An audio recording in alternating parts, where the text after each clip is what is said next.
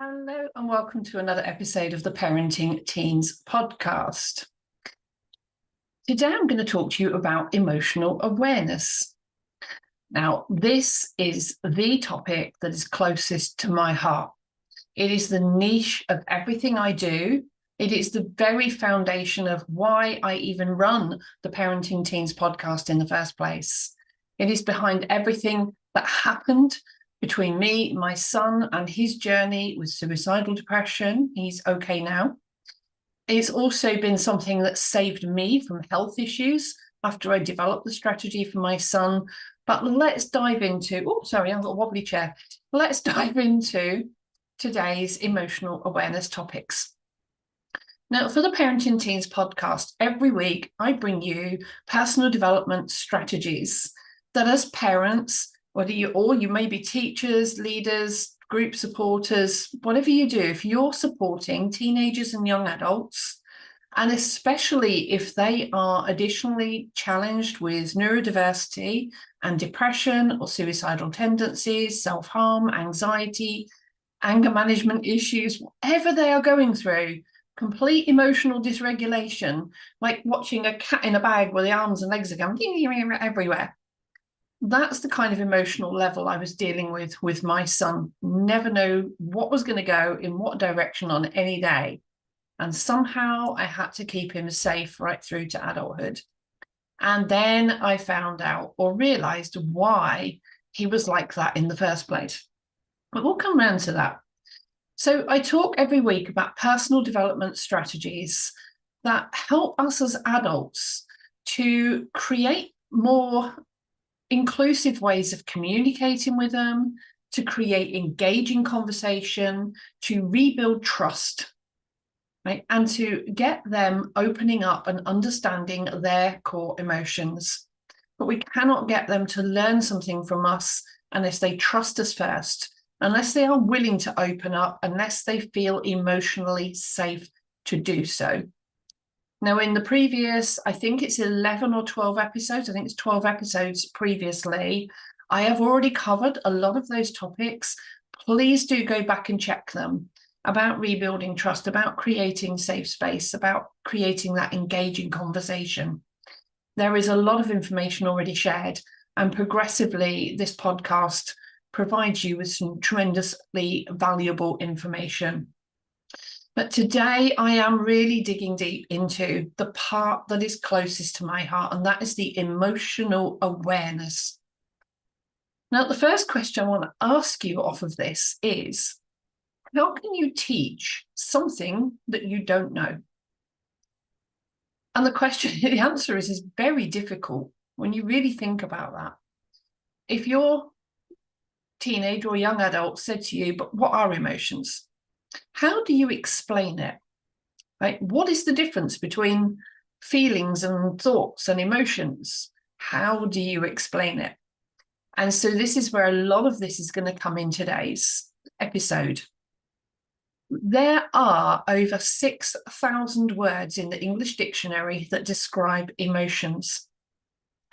And yet, how many of those words do you even know or use? We use even less than we know. But what we know is certainly not all 6,000 words, unless you are a lexicon genius. But there are not many of us on that level. And if we are, the chances are we've already learned enough from all those words to deal with most emotional situations. So when we look at all those emotions, and then we're trying to get a teenager or young adult to talk to us about their emotions, they don't have what I call the emotional language to draw upon. They don't always know how to associate the right words with the right feelings, with the right emotions, with the right thoughts, with the right beliefs. And you put that all together and you've got thoughts, feelings, beliefs, and emotions all tied together, and they are all slightly separate things. But trying to separate that out and explain how they actually feel can be really complicated for them. So how can we make this a little bit easier? And it was when my son was, and again, I've talked about this in previous episodes, but if this is the first time you've seen one of my Parenting Teens podcasts, I will cover a little of this again. But my son first tried to take his life at the age of 8 years old, was very young. He'd been diagnosed with Asperger's, as it was labelled then, now autistic spectrum disorder. He was very severely traumatised by the school system. He had a lot of sensory moderation issues around being in the classroom with all the light and the sound and the movement, the bright colours and everything that was going on.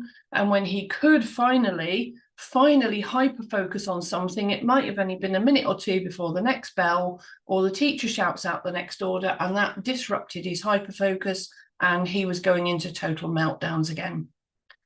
Tying that in with complete time blindness, for example, going out for break, he was like, yes, I finally got time to unwind. And the bell went and it felt to him like he'd been out there for 2 seconds and they're already yanking him back in class. He had no concept of time at all.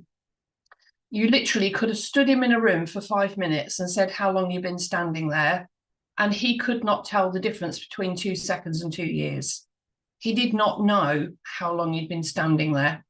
That came to great fun later on in his teens when I used to try and get him to stay at a bus stop until I picked him up. He had no idea how long he'd stood there and wander off anywhere. But anyway, that's another story for another day.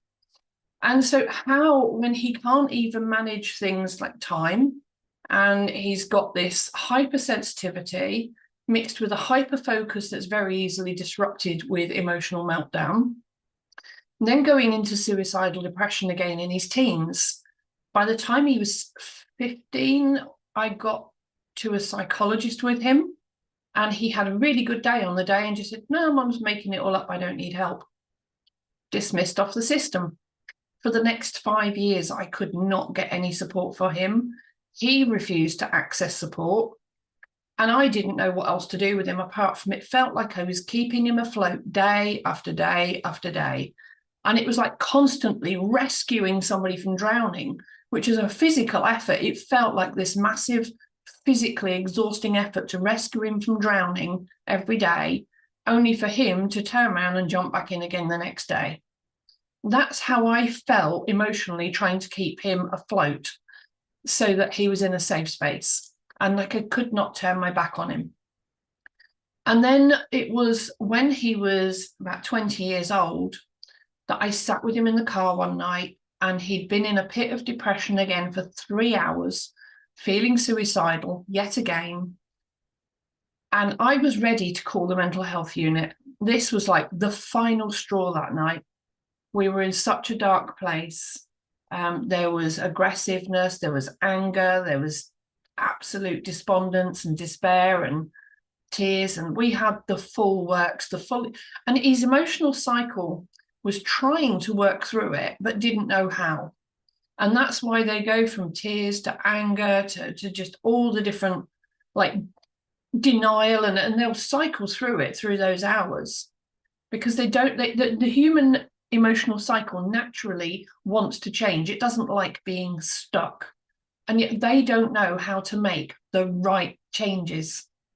They don't know how to make the changes that are going to get them out of that depression when they've got all of this neurodivergent overwhelm going on and a complete lack of connection with their own emotions and feelings. And so I literally sat there with him for these 3 hours, and then he said, look, just give me another minute, give me another minute. And it was in that moment that I sat silently with him that the light bulb went on for me. Like, he can't understand his emotions because he can't see them. And he's a visual learner. Now, I knew that he already struggled with concepts like money as well. Like, trying to manage money was hopeless. Things like distances. You could point to something and say, how far away is that? Oh my goodness, you could get anything from millimeters to miles. And this is a 20-year-old who could not calculate all these basic concepts, time, money, distances, so how was I supposed to teach him about his emotions? It felt like the most difficult question in the world. And then it was like the universe answered my question as I was asking it. We went indoors, and we said, come on, let's put the kettle on before we make that call to the mental health unit. Let's go and make one last cup of tea and we'll see what we can do. I've got an idea, I said. So he made me a drink while I got a pen and paper and I started to doodle, and it was just boxes and colours. And as we sat drinking this cup of coffee, I started to ask him questions about his emotions and the words that he could tell me in relation to the colours. And the answer was, later down the line, by the time I'd gone back and done this with him a little bit every day over the next week, and over the coming year, certainly, I kept working on this with him until I eventually ended up with this. It looks fairly basic. It is 4 colours, with the 5th being orange in and out. But this is the result of me literally observing the universe, and every concept that I could think of to do with emotions and emotional changes and challenges had to fit in this diagram before I would deliver it. I then spent the 3rd year trying to bust it apart. I absolutely did not want to bring this to the public unless I could make it work 100% and more. And it resulted actually in a 3-part strategy. So the first part I have is, this is the emotional cycle diagram that helped as I developed it, literally from that very first conversation. I'll bring it up again in a minute. From that very first conversation, when I asked my son, so what words do you use to describe feeling happy?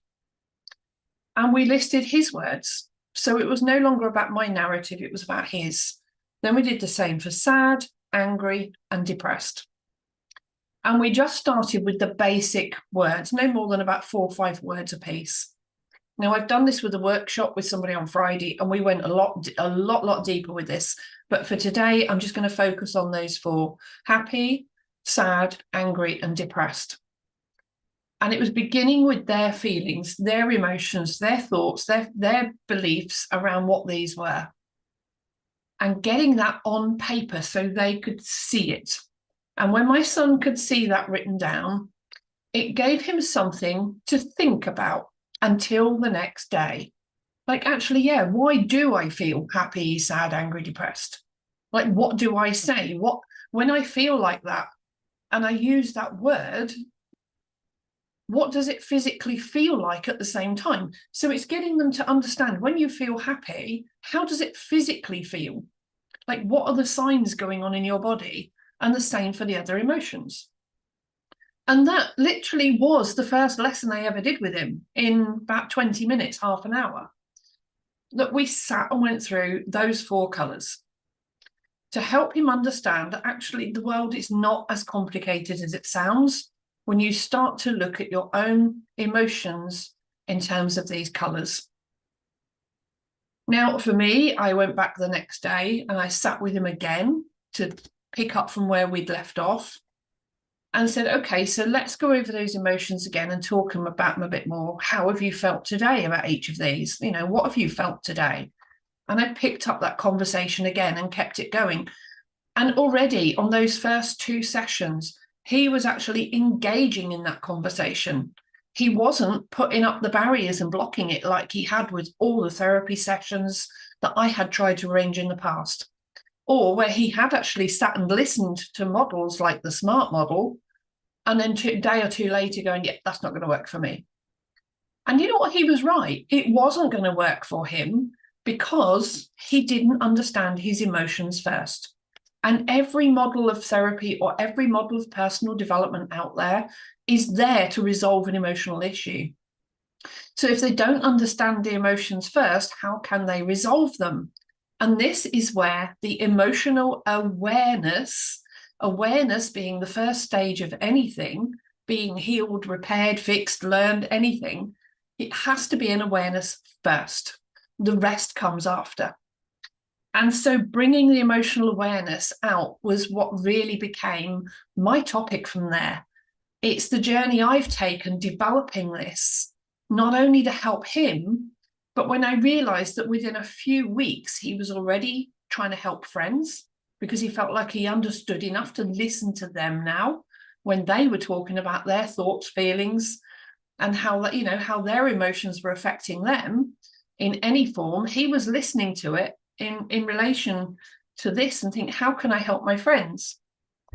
And within about 2 months, he rang me up one day, and instead of me normally sitting with him 2 or 3 hours talking him out of depression, we'd gone down to the 2 hours, down to 1 hour. So we literally within 2 months got that down to an hour at a time. Now, this is where if you are somebody who's saying, oh, I haven't got time to do this. Well, if you are investing that time in firefighting problems with your teenager, then you have the time. The time is transposing that time over to more positive, engaging conversations. And then those times will gradually reduce and actually save you time in the long run. Because I ended up spending a lot less time helping my son than I would have done without this strategy, because I invested in the time that I did spend with him wisely from here forward. And yes, there were many years where we didn't get it right. Do I wish I'd had this years sooner? Absolutely. Now, however, I cannot beat myself up about it and feel guilty. My son certainly says, well, why would you say that, Mum? He said, we got there in the end. You know, we created a trauma out of triumph, and it's helping other people.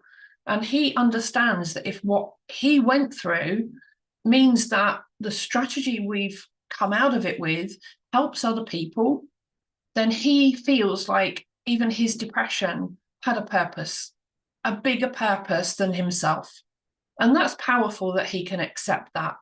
And believe me, I truly value that after all the years of effort that went into getting to where we were. So he literally rang me after about 2 months one day and said, oh, Mum, I've talked myself out of a depression today in 10 minutes. And he really, truly felt proud of himself for doing it. And it was such a relief for me too, that now instead of having to go and sit with him 2 or 3 hours after work, because by this time I was back in back in a busy job, in a busy corporate office, supporting management teams, doing lots of admin. I was training and onboarding staff, and then still having to go and support my son through suicidal depression. They don't retain, so, you know, suicidal depression is not exclusive to who you are. It doesn't select based on your life circumstances and your ability to cope with it.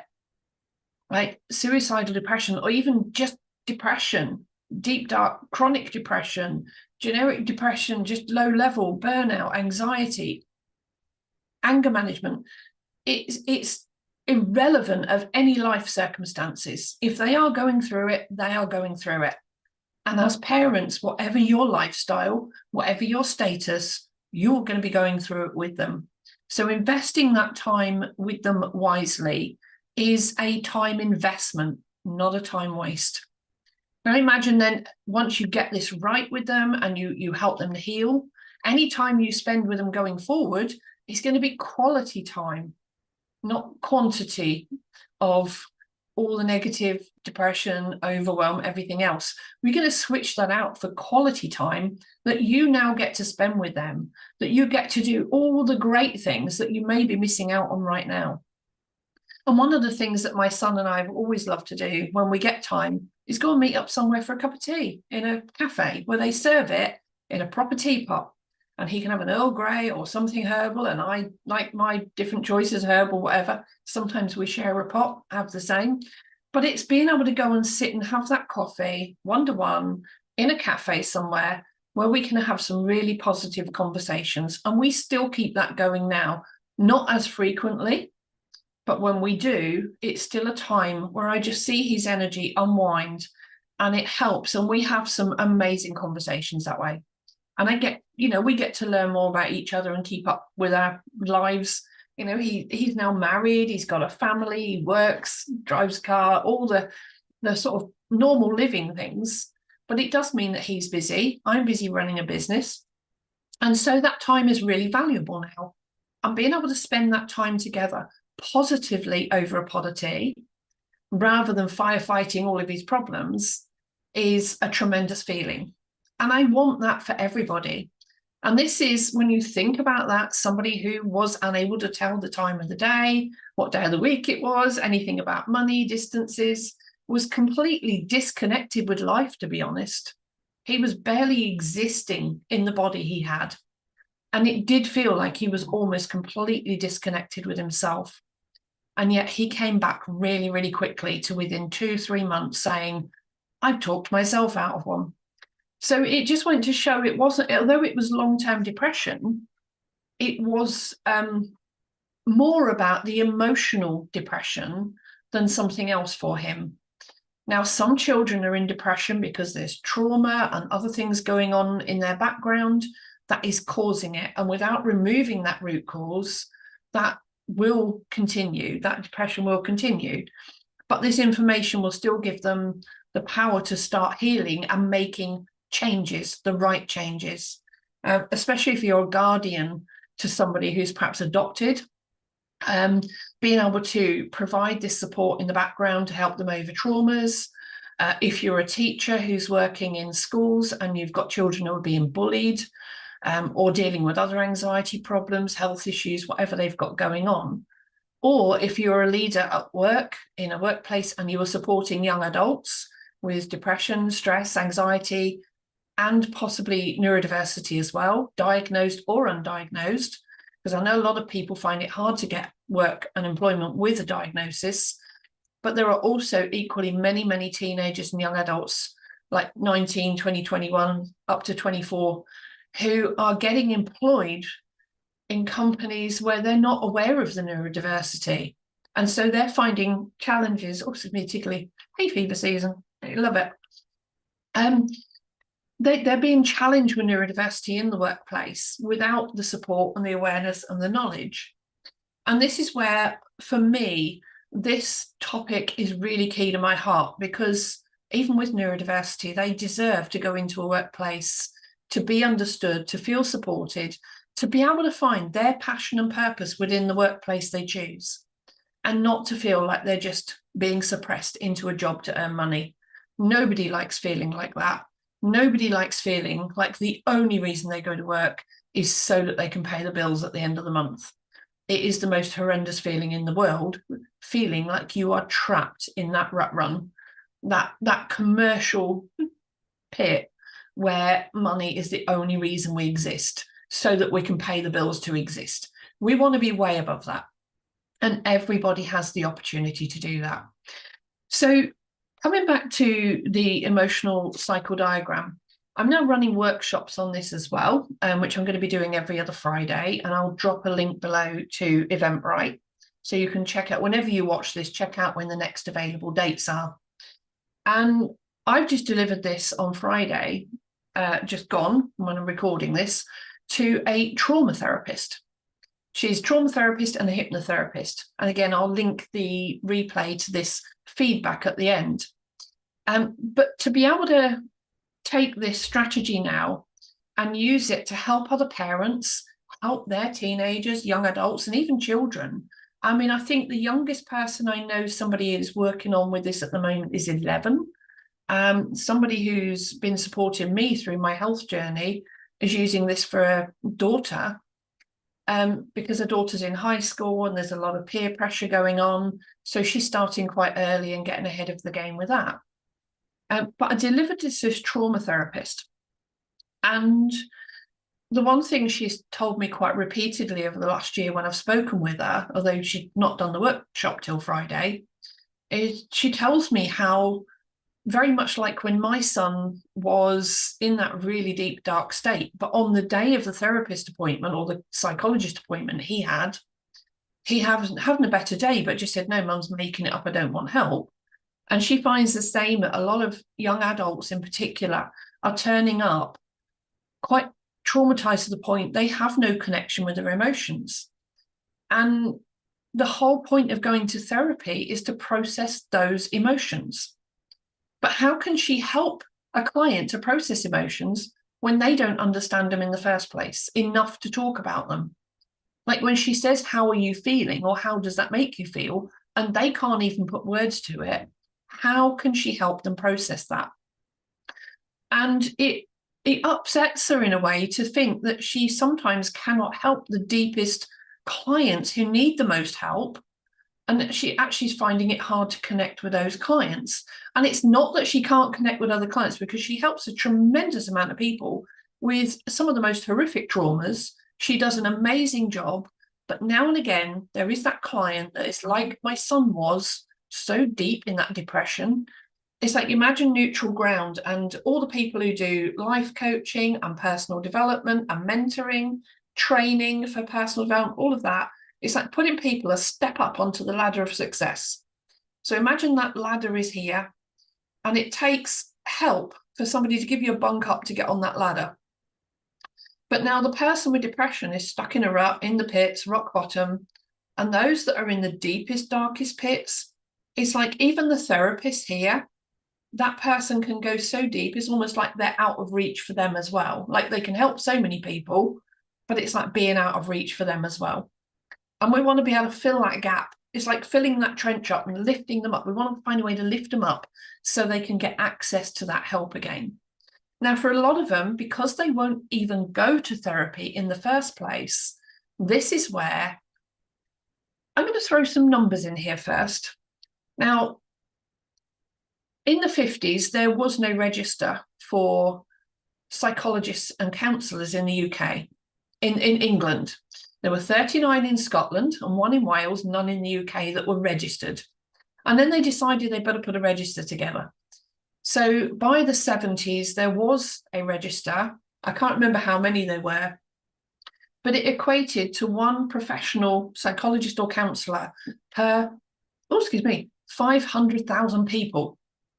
So 1 in every 500,000 people actually had access to mental health support. That's not enough. So they've been working on it. Now, we complain about the mental health service today not being enough, but let's actually acknowledge the growth since 1970. There is now in the UK a register of 238,000 clinical psychologists and counsellors. Now, when you crunch that down against the amount of population in the UK today, and I've done this number so many times over to double and triple check it, it works out that there is 1 professional available to provide mental health services for every 289 people.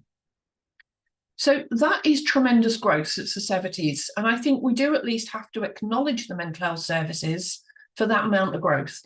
But that doesn't include people who are life coaches and mentors and trainers who are working on personal development, but not from a therapy route. So there's that in addition. But when we're looking at professional therapists, 1 in every 289 people sounds great. But then you look at the current status of the mental health crisis, as they call it, when actually 1 in every 5 people is seeking mental health support. That is a phenomenal amount, which basically means 1 in every household near enough. So if we average out the UK household, certainly between every 1 and 2 households, we're looking for somebody needing mental health support. So there is still a massive gap, a shortage of support. And that's where I come in. That's where I will stand up and I will own up that I am here to help. But to get that help out there, I need you to help me share this video, to share this podcast, to share my website, and to share the work that I am doing. And I want you to understand how I can help you to help the teenagers, young adults, and even adults within your own families and homes, or within your own friend circles, somebody you're supporting. If you are a teacher or a head teacher or pastoral care, school nurse, anybody like that within the education system, you can help from within the school system. If you are a leader, manager, or supervisor, business owner, anybody who employs staff, you can also help from within the workplace. And even if you're somebody working within colleges and universities, again, whatever your role within that place, you can help with this mental health crisis. And I want to bring emotional awareness out of the woodwork and actually make this the forefront and the first step of mental health support that is available to everybody. So how can we do that? Well, the first step is getting on one of my workshops, or even buying my book, Brain Unchained. And I love this copy because I've used it and handled it so much on camera, it's falling apart. But I've had this for nearly 5 years now, and it does get manhandled, bless it, but it's so valuable what's in here. And this is the colour copy because it has got colour diagrams. But the Brain Unchained is available on Amazon, and that is there for young adults to work through on their own, if they can, or do it with support from a parent or friend or relative, somebody who's willing to support them. And it's also got parent toolbox tips in, which if I find at the end of every lesson in here are these parent toolbox tips. Some are longer, some a little bit shorter. Depends on which chapter we go to. There's a shorter one there, look. Come back. So some are shorter, some are longer, but the parent toolbox tips take each lesson in the book and turn them into a way that as an adult, so although it says parent toolbox tips, you don't have to be a parent to take that on board. It's purely the way the book was narrated out. And you can take that tip and turn that into an engaging conversation to support that young person through whatever their challenges are within that lesson. So it literally is in every lesson throughout the book, one lesson at a time. You can support and mentor them from home or within school, or within the workplace from that book. But main thing is even as an adult, if you've missed out on a lot of emotional awareness learning, and you feel like you're still struggling to catch up with how your emotions feel as an adult, maybe you've gone through trauma, neglect, abuse, whatever it is, or just felt very detached from life, got neurodiversity, then although that is written for teenagers and young adults, because I had to niche the book somewhere, it can help adults too. So that's the first resource I would say is the book is available on Amazon. Go and grab a copy. Honestly, it is the best $15.99 you will ever spend, and it is priceless information in there for that. The diagram is on the back cover. So it's $15.99 will get you a black and white copy, so that the diagrams throughout the book are in black and white, but there is the colour copy on the back for reference, so you know what you're referring to throughout the book.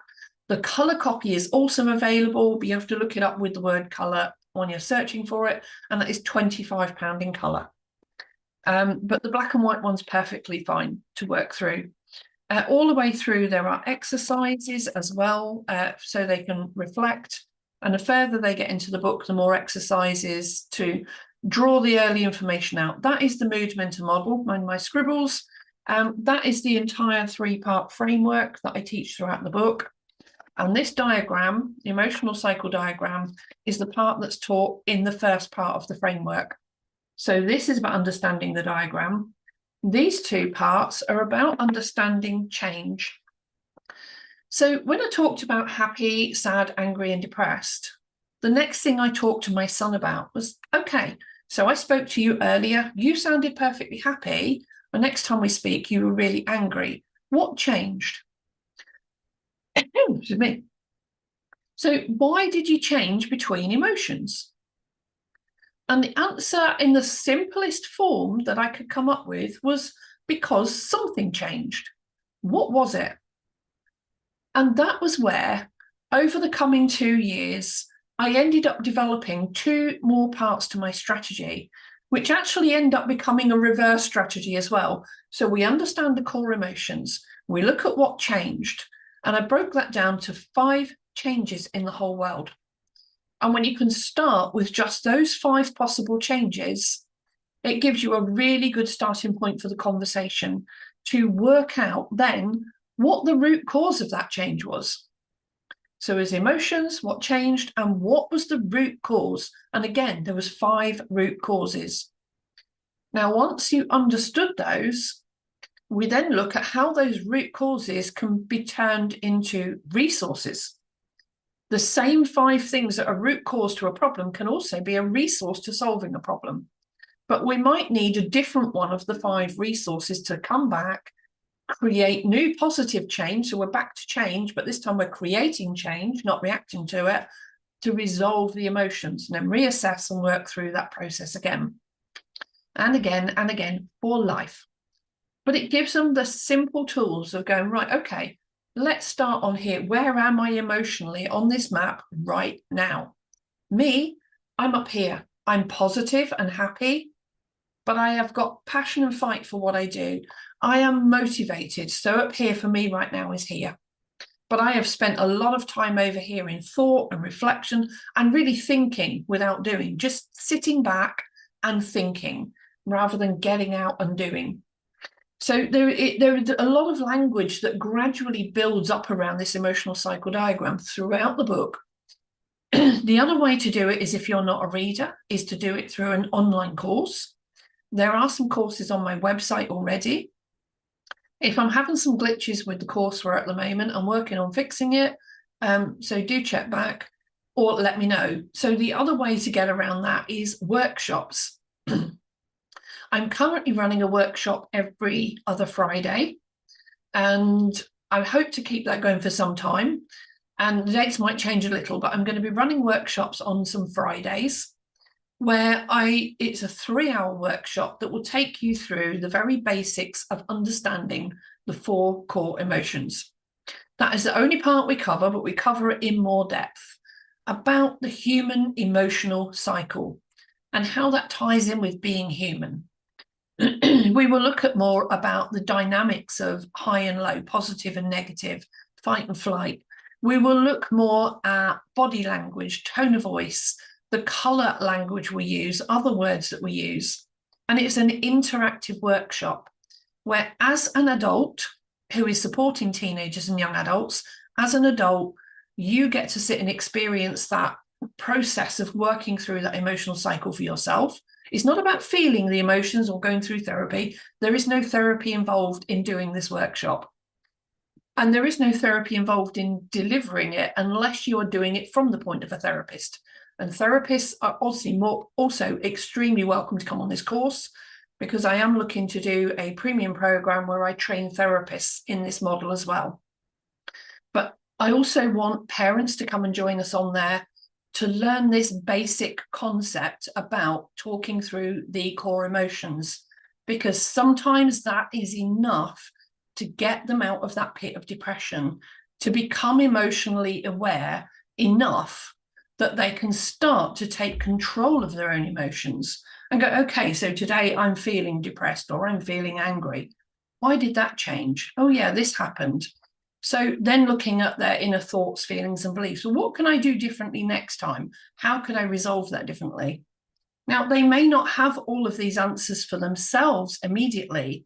And that's where it is really crucial that they have those conversations with a more experienced adult who can take them through those possibilities of, well, this is what changed, this is how you reacted, but how can we look at resolving that if the same situation arises again? Because we want them to build resilience. And that's the one thing I've seen with this over and over, is that the moment they start to understand their core emotions, they start to manage their own emotions. Once they start to manage their emotions and feel the difference and feel that connection with the feelings that come with the emotions and how they tie together, they automatically start to see that in other people too, which means they start to understand other people. And when they start to understand other people better, they also start to develop empathy. And it may take time. It's not overnight. It's not going to be over a week or a few weeks. It is still a learning process for them, but it's condensing that learning into a much shorter time space than if they did it without this training. It might take months or a year, but that's still better than 5 or 10 years. And so you think about what the impact of that is on their life going forward when they can condense that emotional learning down, especially when they've already missed a lot of it growing up through depression, through neurodiversity, through school trauma, through other trauma, bullying, abuse, whatever else has been going on in their life. And so that for me is where this emotional awareness is really, really important. When we talk about emotional intelligence, I'm going to jump to the other end of the scale here. When we talk about emotional intelligence, that is the high level thinking. The people that we consider highly emotionally intelligent are some of the world's top leaders, although we might debate that with a few of them, especially when war is involved. That's when there is a lot of power without so much of the emotional intelligence, and it can be confused between the two. But the people who are genuine leaders, not dictators, but truly lead from the heart, where people will follow them because they believe in them, they are the ones with the emotional awareness. Now, even then, sometimes some leaders can have a tremendous amount of emotional intelligence and then still let things like ego and power get in the way. So there are still some gaps there for them. But the main thing is when we look at emotional intelligence, that higher level thinking, it all begins with emotional awareness. And Daniel Goleman talks about the 5 levels of emotional intelligence. The first one is awareness. Now, most strategies and therapies out there, even in therapy rooms, all of the models, and I have a book here of coaching models, but every model out there is aimed at resolving an emotional issue. Whether we're talking about Maslow's hierarchy of needs or Shannon Weaver's model of communication and Daniel Goleman's model of emotional intelligence, it's all about understanding emotions somewhere on a deeper level. And yet, every model fails to address the core emotions first. This is what was missing. This is why, despite having access to various models of personal development and growth, my son could not access the growth within them because he was missing the information about his core emotions. Excuse me. Once he got this and he started to understand his own emotions, I could never go around his and find him without a personal development book somewhere. He still loves reading them. But he had to begin here. Now, most humans grow up, neurotypical humans, and a lot of humans grow up inherently learning emotions from the people around us.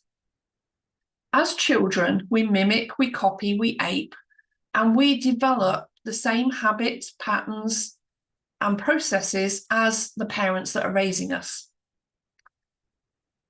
And it's well known that we grow up like with the same accent, very often grow up doing similar jobs, similar mentalities, and families very much end up very similar to each other a lot of the time, not always. And so when we think about emotional learning, and we are learning emotions from generations before us that have not been taught to understand the core emotions either, that generational learning gets passed on, not intentionally, harmfully, but there is a lot that gets missed. A lot of emotional learning that many, many, many people do not have access to growing up. And if we've grown up with neurodiversity, anxiety, depression, being bullied, and the adults around us, both at school and at home, did not know how to effectively talk us through that, how to raise our emotional awareness, how to get us in touch with our thoughts, feelings, and beliefs in a constructive way, then that very often has a negative impact on us throughout our adult life as well. And so that's why it's really, really important that we do this from a top-down learning aspect, that the parents, the teachers, the leaders who are still catching up with this process or yet to even discover this, it's so important that we learn this first. We learn this and then we can pay forward, which is one of the personal development terms I love, is paying it forward. The ripple effect is another one. And I've done one of my early episodes was on the ripple effect. And I'd highly recommend going back and listening to that one because it's very relevant to what I'm saying here with this generational learning, paying it forward, the ripple effect, in how that extends out through society.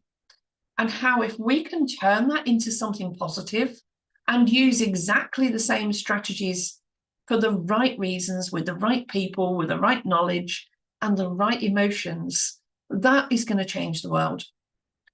And the question I really have in my mind right now is, are you going to be one of the people who are at the forefront of this as it's coming out into society to help me change the world from a perspective of parenting, leadership, and education by helping our next generation to fast forward their emotional learning, to fast forward their emotional healing, and to grow up with more emotional resilience.